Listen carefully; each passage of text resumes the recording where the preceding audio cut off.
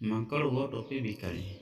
ଥରେ ଜଣେ ଟୋପି ଭିକାରୀ ଜଙ୍ଗଲ ଦେଇ ଏକ ଗାଁକୁ ଯାଉଥିଲେ। ଏହା ଅତ୍ୟନ୍ତ ଗରମ ଦିନ ଥିଲା।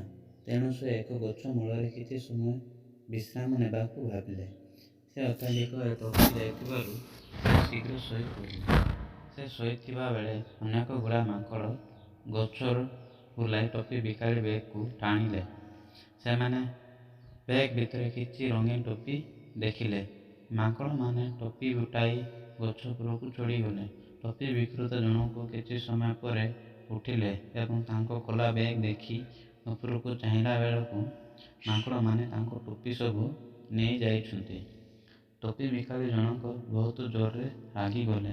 ସେ ଗଛରେ ଥିବା ମାଙ୍କଡ଼ମାନଙ୍କ ଉପରେ ପାଟି କଲେ। ମାଙ୍କଡ଼ମାନେ ମଧ୍ୟ ତାଙ୍କ ଆଡ଼ ଚାହିଁକି ପାଟି କଲେ। ଏହା ଟୋପି ଭିକାରୀଙ୍କୁ ଅଧିକ ବିରକ୍ତ କଲା। ସେ ଭୂମିରେ କିଛି ପଥର ଉଠାଇ ମାଙ୍କଡ଼ମାନଙ୍କ ଉପରକୁ ଫୋପାଡ଼ି ଦେଲେ। ମାଙ୍କଡ଼ମାନେ ମଧ୍ୟ ତାଙ୍କ ହାତରେ ଥିବା ଫଳକୁ ଟୋପି ଭିକାରୀଙ୍କ ଉପରକୁ ଫୋପାଡ଼ିଲେ। ମାଙ୍କଡ଼ମାନଙ୍କ ଏହି କାର୍ଯ୍ୟରେ ଟୋପି ଭିକାରୀ ଆଶ୍ଚର୍ଯ୍ୟ ହୋଇଗଲେ।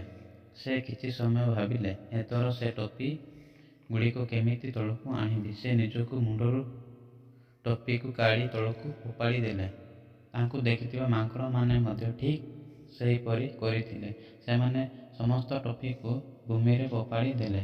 ଚତୁର ଟୋପି ଭିକାରୀ ସମସ୍ତ ଟୋପି ସଂଗ୍ରହ କରି ସେଗୁଡ଼ିକ ତାଙ୍କ ଭ୍ରମଣ ବେଗରେ ପୂର୍ଣ୍ଣ କରି ସେ ସ୍ଥାନଠାରୁ ଦୂରେଇ ଗଲେ।